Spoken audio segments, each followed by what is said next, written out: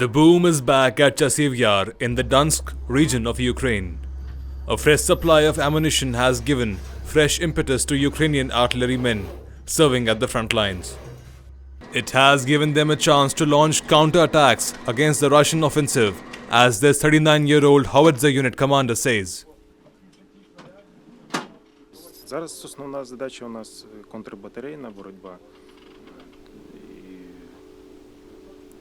і не дати просунутись до нас ближче. The Western-provided Panzerhaubitze 2000 self-propelled Howitzer allows Ukrainian artillerymen to quickly leave the position after firing, giving less chance for Russian forces to strike back. In the past, soldiers said they had been forced to limit their use of 155mm rounds against the enemy, compromising their ability to support infantry further forward. Рядом побільшало. Працюємо.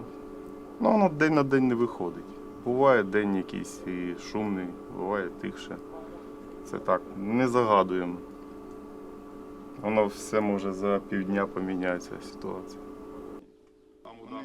Довго не стоїмо на вогневих. Тут же ж в цьому і преимущество цієї гармати. Ми швидко виїжджаємо, отрабатуємо і швиденько виїжджаємо з позиції.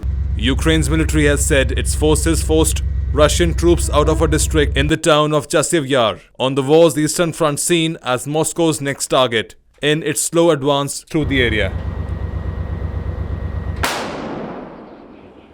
Russian forces are slowly pushing their way across parts of eastern Ukraine, capturing several villages since seizing the key city of Avdiivka in February. Chasiv Yar stands on high ground 20 kilometers to the west of Bakhmut, a town Russian forces captured a year ago after months of battles. Both sides see Chasiv Yar as a potential staging point for Russia to advance on the key cities of the eastern Donetsk region.